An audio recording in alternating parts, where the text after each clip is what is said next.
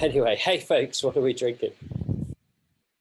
So I almost have a themed bottle of wine. So it's a bottle of Malbec called... I was going to say Malbec is not a theme, James. Well, you need to bear with me on this one because it's a little bit obtuse. It's a bottle of Malbec called Monteveux, which almost sounds a bit like Mont Ventoux. Oh, that is almost. I mean, that's quite oblique, but there we go. But it is the best one I've had so far. Okay, so I'm here in the land of Moosehead, and so they sell things here that they don't, export all the way to Ontario. So I've got a Moosehead small batch East Coast IPA, and this might be the best beer I've ever had. This is amazing. I have to take a pile of it back with me. So, yeah. I've got an image of your car driving back with the suspension bottomed out. And I'm on squash because it's so warm in the UK. I'm actually on fire at the moment. And for those of you that aren't watching, none of you are watching, but James and Craig are watching on our Zoom call. I'm in a dressing gown because I've just gotten out of a cold shower. I'm just too warm. It's too warm. Why is it so warm? James, please explain. To be fair, you were doing afternoon drinking. I was doing afternoon drinking in the sunshine, which always helps with the warmth, I've found. So, James, where are we this week? It's a really fun route, I think. So this weekend in the Herdsman Racing League, we have a bit of a treat. It is a single lap of the Three Sisters route in Watopia, coming in at 48.1 kilometres in length with 896 metres of elevation gain. It's a bit of a beauty. Racers will take on the Hilly KOM forwards, Epic KOM and Volcano KOM. For extra fun and games, there's a bonus climb in there too. So you said there's a bonus climb. What's the bonus climb? That will be the radio tower. Oh, beautiful. So, I mean, pity poor Becca, not with us this week. The sprinter of our group. No sprints this week. And she's not a climber anymore. Well, she keeps telling us she's not a climber. She's in the herd of rads. I mean, she's all about 15-second power downhill after you've gone down that. What's the gate? Is it called a gate? It's called a gate and starting hill. Yes. Yeah, starting hill. There we go. That's enough BMX chat for now. Genuinely cool course, James. So we head out as ever from the marina. I believe on this one, don't we? So yeah, typical Zwift marina start up Hilly. We spoke about Hilly a lot. It's kind of 2 to 3 minutes of it says 5% on Zwift. Really, it's 2 to 3 minutes. The bit at the beginning is harder. Where you've got the steeper sections with the 2 hairpins, and it does flatten out a bit. We've discussed this in the past, haven't we? So I'm still of a view that I think you go really hard at the beginning and try and hang on. I think others have been actually can time trial this one a bit more.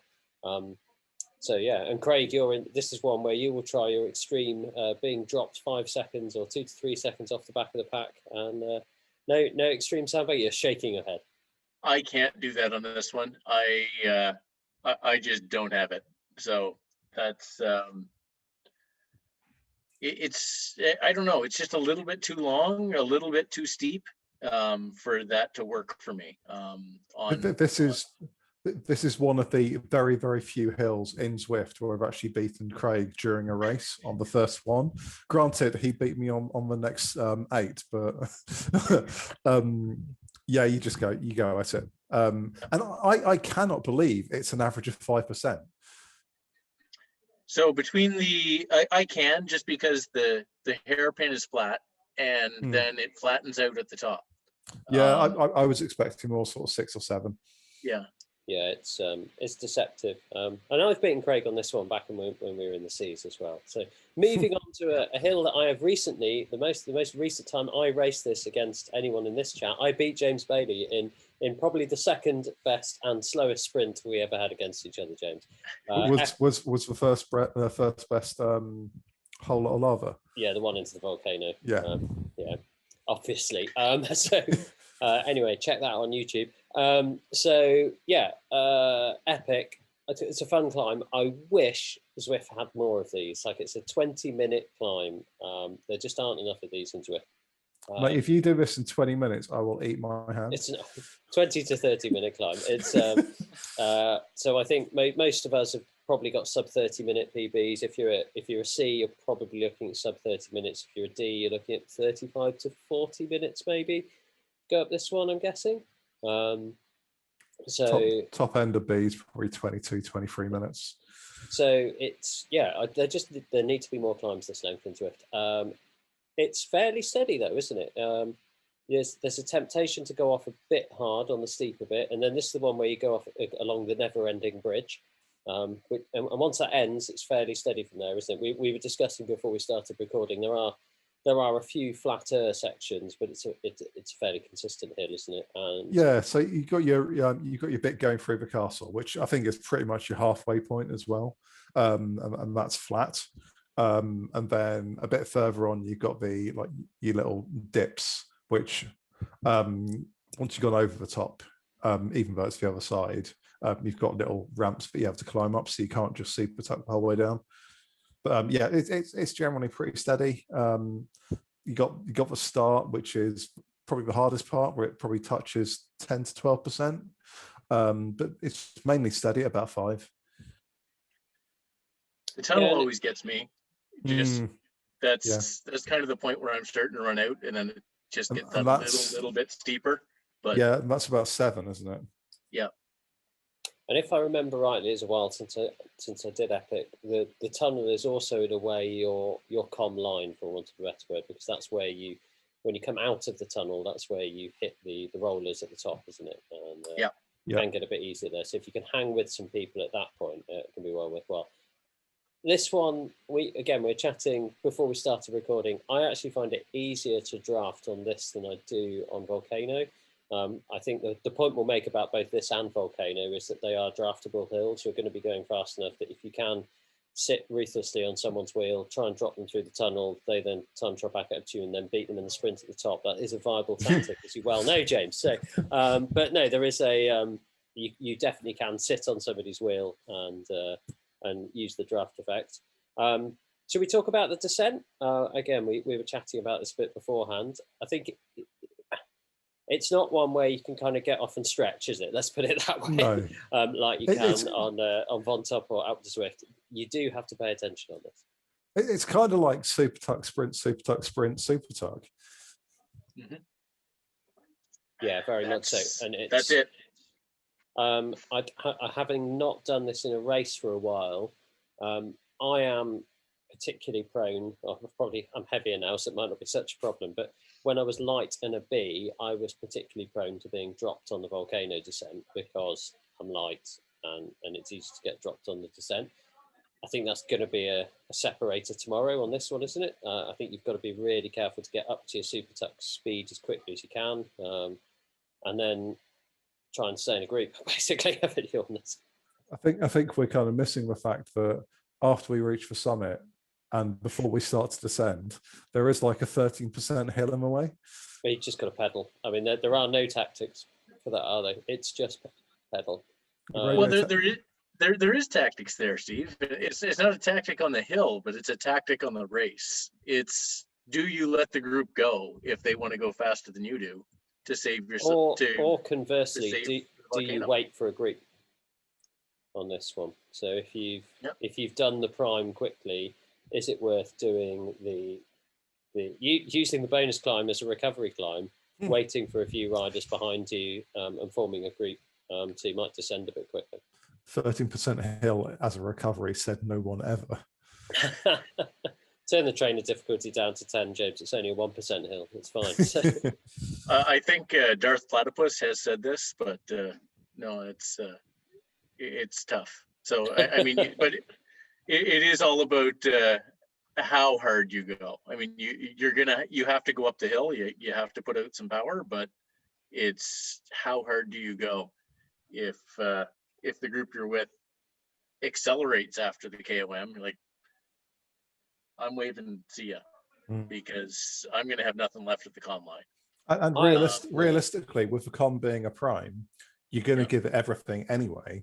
So you're not really going to have anything left for Radio Tower. That was exactly the point I'm making. If people are accelerating after the comm, they've done the com wrong. Like that is basically it is an FTP test, isn't it? You're going to be doing FTP probably slightly below, because we're talking a bit more than 20-minute power, but you're going to be doing that 20-minute power as long as you can on this climb, aren't you?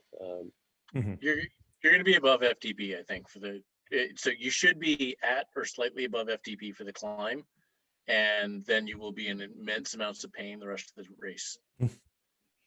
Yeah, which is to be expected. Yeah. And this, so interestingly, when we did this go way back in Herd Summer Racing League 1 last year, it was one of the early C races I did, and people were changing bike at the top because you had a sprint segment on the way back to the pier, because we were doing a slightly different route. But no, we've got Volcano, so I don't think we're looking at a bike change at this point. No, when we did this in HSRL, it was mountain route. Yeah. So I guess if you're by yourself and waiting for somebody anyway, or you don't have anybody with you anyway, if you're going to climb Volcano solo, the Tron is faster than a climbing bike because it's flat enough solo. So yeah, I mean, if you started on a climbing bike, it might be worth it. It might not. I'm not sure it's worth starting on a climbing bike, because there's there's 1 kilometer of hill and 9 kilometers of flat before you get to the start of Epic KOM. Yeah. So let's talk about Volcano. We've talked about it before. It is a very draftable hill. What are we talking about? It says it's roughly 4Ks at 3.2%. So compared to 9.5 at 4%, which is Epic. So it's slightly flatter. Easier to draft. Having said that, I've always found it harder to draft on. I think this is probably hitting where I am weak as a Zwift rider. It's probably my sort of 8 to 10 or 5 to 10 minute power isn't great, and that's probably why I struggle. Whereas my kind of, when I'm just sat at around threshold, I can that's when I can draft other people who are also sat around threshold. But always struggled on Volcano. My problem with Volcano is I've never been around a group when I hit the Volcano, and that's always been my problem. So looking at PRs, my PR on Volcano is 7:11. I think if I was able to draft, I could probably do 6:45, 6:55. But I'm never with a group when we actually hit the Volcano, and I probably won't be this time either, because it's too late into a race.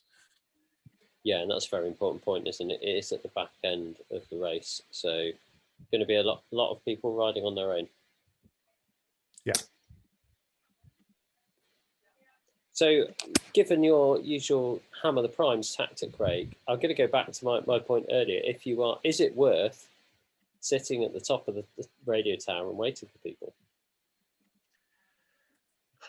I don't know if I'd sit at the top of the radio tower and wait for somebody. I think I might be taking the radio tower climb a little easier to wait for somebody.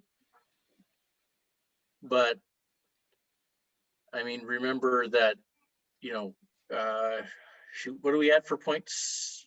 Are we 2 points per position or 3, James? 2. Yeah. So, I mean, you don't want to wait for a big group either. So it's well, unless, I guess you could, because if you've beaten them up at Epic, you're probably pretty confident you can beat them up Volcano. And I think that's the wider point for me, is actually, if you're beating them up Epic, are they going to be that useful up Volcano? Probably going to be tired. Are they going to be going fast enough for you to actually benefit from a draft effect?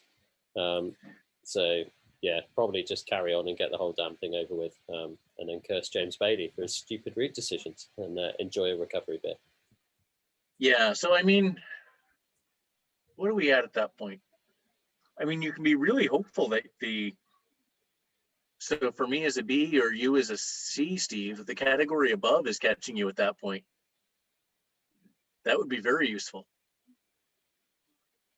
I think realistically, the category above has sailed past me on the. Yeah, I think even at the top end of B, the A's have probably already gone past either up the Epic or up the radio tower. I think probably up the radio tower. I think it depends on if you're in one of the the big numbers time slots, you might have a second group of A's that's there for you if you're a B, or same thing with the C's. I think this is going to be not quite as bad as big foothills, but there's going to be, you know, multi-category groups forming all over the place because it's going to be mayhem, which is fun. Yeah, should be good. So we've crested Volcano. I'm going to send it a standard warning. I've struggled and been dropped a number of times on the Volcano descent. Just not getting up to speed, not being in a group, being a bit lighter. It's just, I just hate it. It's not a fun descent. One you have to be careful of. And then we come around back to the marina and sprint for GC, don't we? So, or just pedal over and die, depending on how you're feeling. So, yeah, genuine exciting course, this one. I think it's a fun race course. Although, so Steve, I do have to say, bonus tower is so Steve, on the Volcano descent, and this is one that I struggle with it too. The biggest thing is you can't rest. When you hit the comm banner, you can't rest. You have to keep attacking. And it's so hard because you push so hard for the banner, for the time, for the scoring. But then you have to stay on all the way around the flat, and it's not a descent to rest at all. I mean, you're going to get a couple, 20-30 second breaks in there, but it is not a rest descent, even much less so than Epic. Yeah, so there's practically no super tucking in there at all. You can get yourself to a point where you can super tuck, but you do pretty much have to sprint to get there. So what we're thinking bike choice. I think what you said earlier, Craig, is what have we got? We've got 10.5, call it 14, 15 Ks of climbing in what is a roughly 45k route. So only about a third of the route is uphill, although that is all the primes. So are we thinking climbing bike? Obviously, we're thinking pink Tron, but those of you who have, or orange Tron if you're Dutch, those of us that haven't got the Tron, what are we thinking next? So I think, and we touched on this before we start broadcasting today, that a lot of it depends on where are you going to be in the field. Are you going to be on your own? If you're on your own, you might want to think about a climbing bike. But if you're looking to compete for GC points as well as prime points, then absolutely pink Tron. Yeah, I think so. I mean, it is tough. I think Epic, and this is one where, I say, and I said when we were talking earlier, and this is more about us, where, for somebody that's at that, somebody that's fast enough towards the top of B, that you're working through, and you're the same speed as the Zwift Insider tests. Then Volcano Con, you're actually faster to go aero than light. But for somebody that's going at a slower speed, it's not the case. So that's kind of the tempering here. I mean, so I don't know where it is. I don't know whether it's, if you're B, you're faster with Tron, or maybe even aero, and A even more so. But there's a spot where it gets less and less of an issue as you go through. Yeah. But you're taking the Tron. Probably, yeah. Yeah. Cool. So well, that's that one ready, and we'll be interesting to see what happens. Any news on the prime situation? Are you going to be able to actually calculate the scores, James? Or probably not this weekend, but hopefully very early next week. So it shouldn't be too much of a delay. Oh, brilliant! That's good news. So on that, let's find out what order of the days of the week happening in this week, James. So on Sunday and Monday, we have the first event of our new series of Herd of Mountain Goats. We'll kick that off with a race up the Alp. Then on Monday, well, Sunday stroke Monday stroke Tuesday, we have week 4 of the Stampede, which is a single lap up Greatest London Loop, which will include Keith Hill. Then on Tuesday, we have the second event of the Herd Series, and that is 3 laps of Volcano Circuit counterclockwise. Then on Wednesday and Thursday, we have week 4 of a Bullseye, which is 4 laps of a Seaside Sprint. Before we head back to Herd Summer Racing League, which is meant to be Chain Chomper, but sadly that may not be the case because there is an issue on Zwift where a lot of people are getting the cone of shame on the country sprint, which may not be fixed in time. How weird. Very strange. I don't understand how that's somehow deployed into the game. How that's something that's not switched on by the race and it's switched on just for a second. I think it's actually switched on for the entire route. So basically, whenever anyone does like double their FTP on a segment, they get coned, which obviously most people should be able to do double their FTP on a 10-second sprint. So that may well get changed. I need to get confirmation as to whether or not it's been fixed. As of earlier this week, it hadn't been. So I will come up with something new if it has not.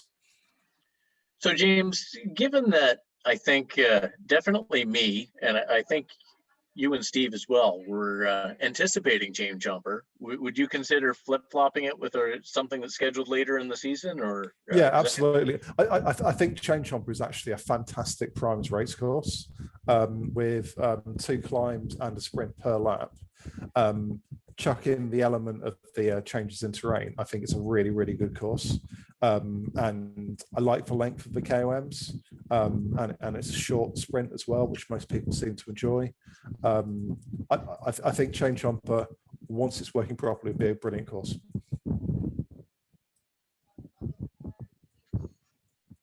Okay, good. Sorry, Craig, when you were asking me earlier about switching it with something else, I thought you were talking about something to do with primes rather than the whole coning thing. Oh yeah. So I meant to switch this to later in the season as opposed to just replacing it with another route, to swap it with something you'd planned for later.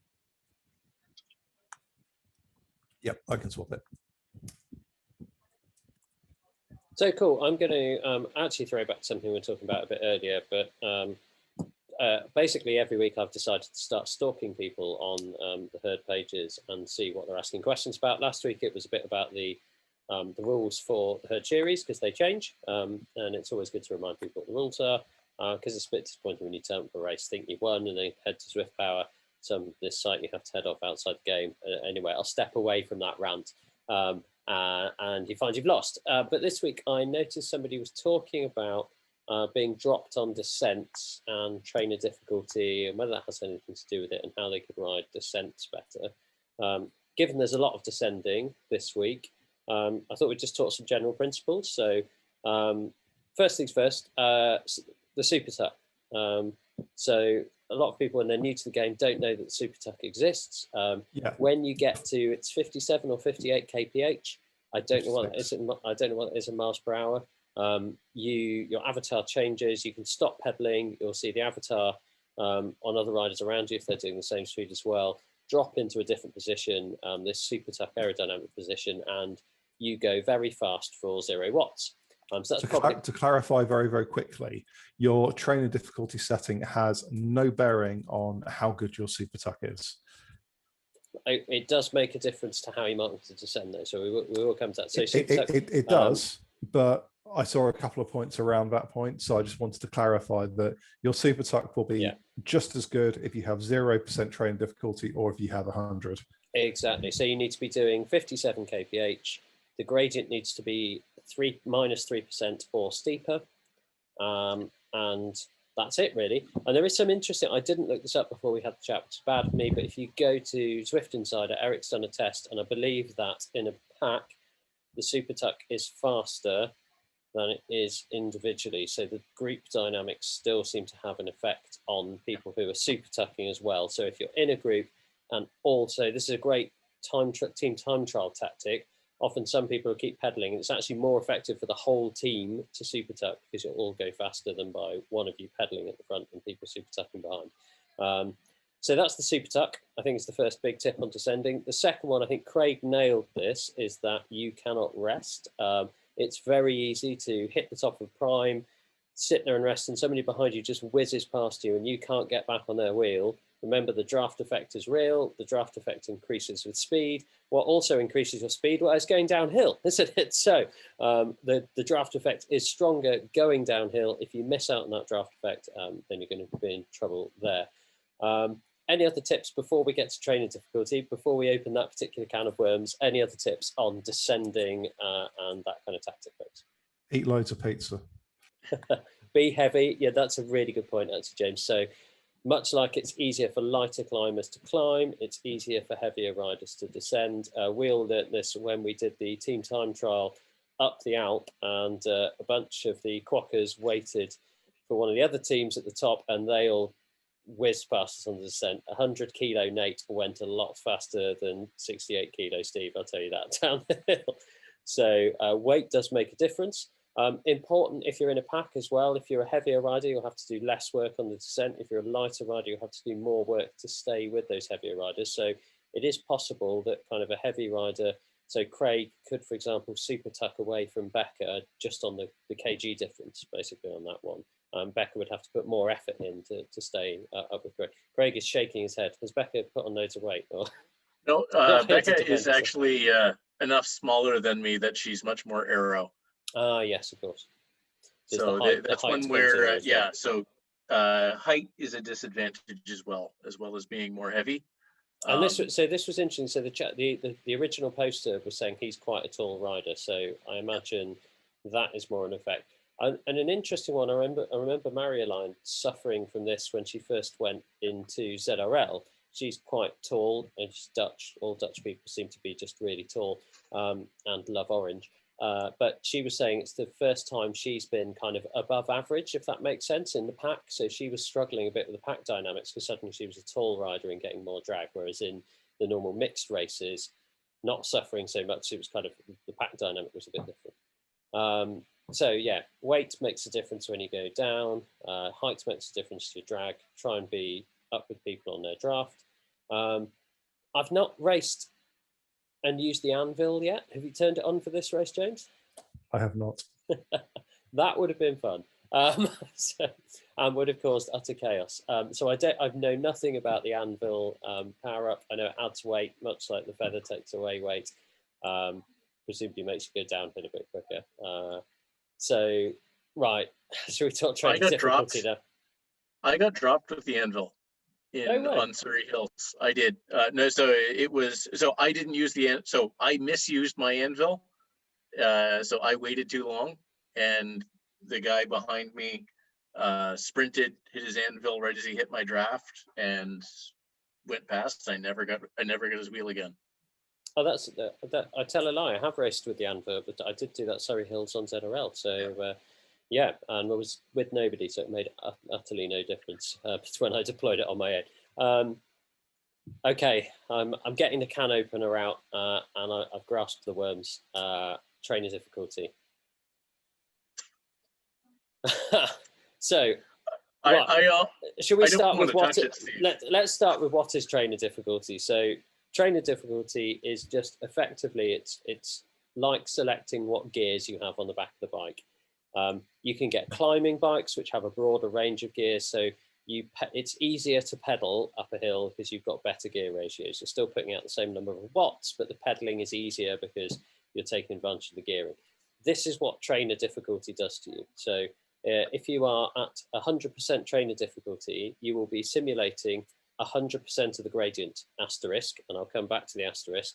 If you are at 0%, trainer difficulty, you will not simulate any of the gradient. So a 10% gradient will feel on your bike exactly the same as a flat road, or a minus 10% gradient. You'll have to put out the same number of watts to go the same speed. It will feel exactly the same. You won't change bike, and you'll turn your smart trainer into effectively a dumb trainer. It's just a wheel-on trainer.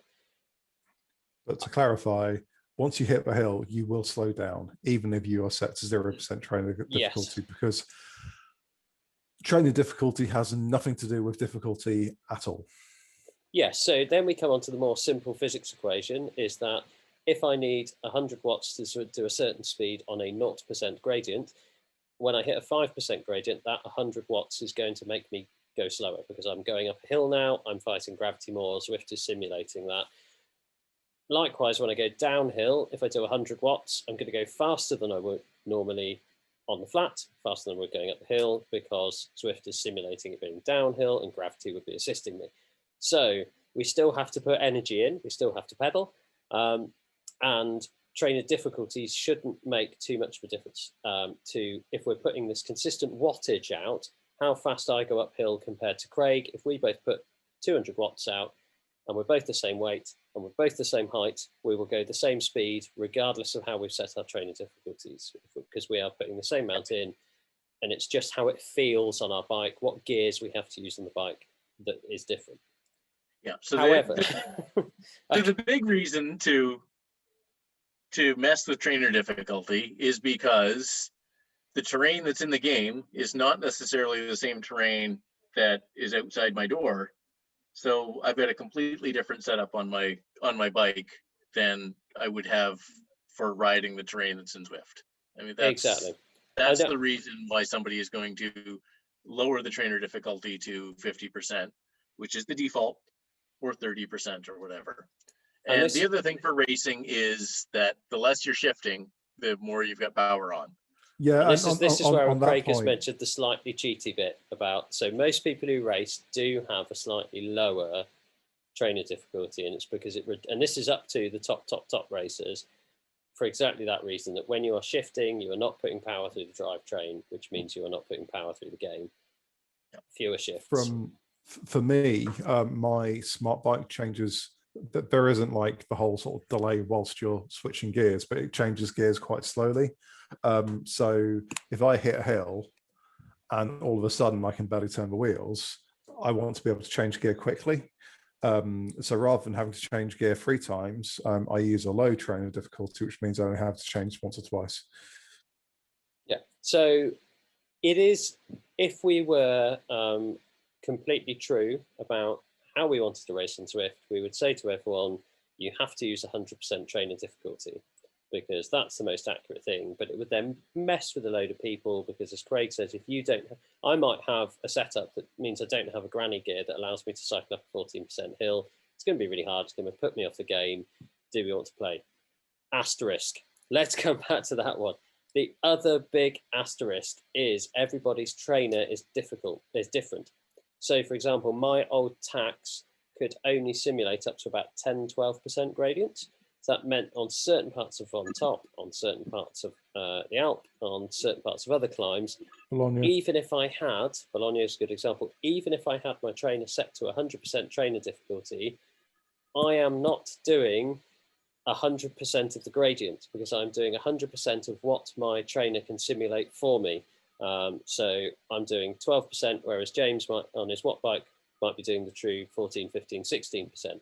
So this is where I get a bit angry with the people who are like, oh, it's not real if you don't use 100% trainer difficulty. Well, are you considering the different bike setups? Are you considering that everyone's able to simulate the gradient the same way as you can? So that's my even asterisk. Beyond that, Steve, even beyond that.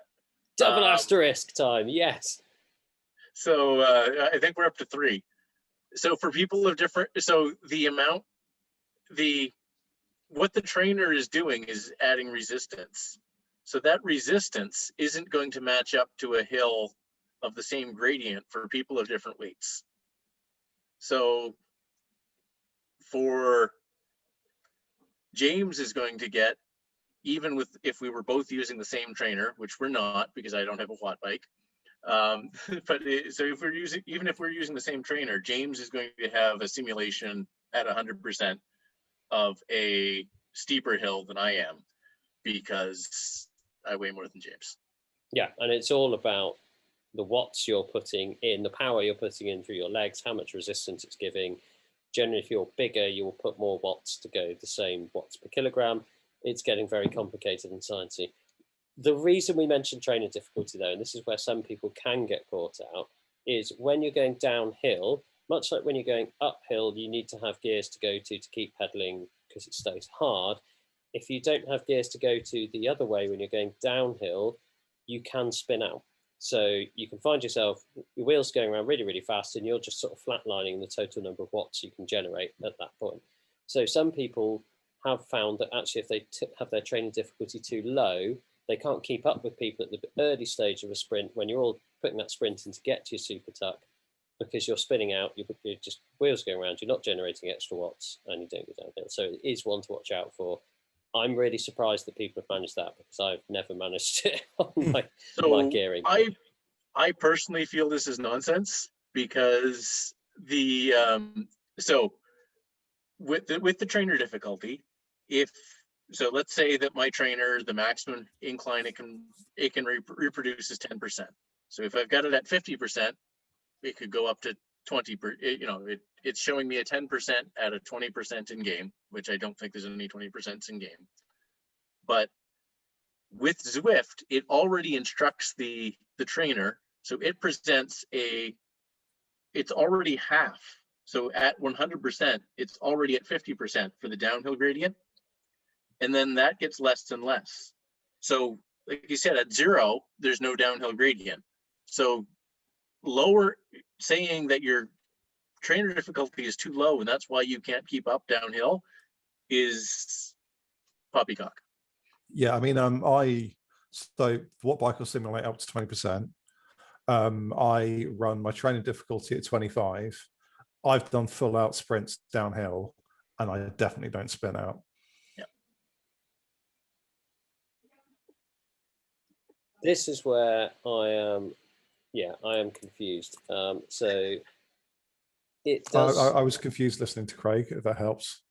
Well, so I am the same as Craig, that I don't quite believe that people can spin out going downhill. I'm not quite sure that it's really a thing, but I know enough people that I trust who say it is a thing. I know Shane Lama's done a great video on it.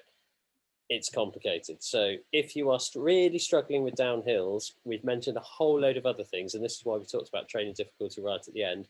A, it's a bit controversial, and B, not really sure it makes a difference. So there's all the other things we mentioned about making sure you stay up with a group, about making sure you know where the super tuck is and understand when to super tuck, and actually just kgs making a difference as well, that you need to think about first.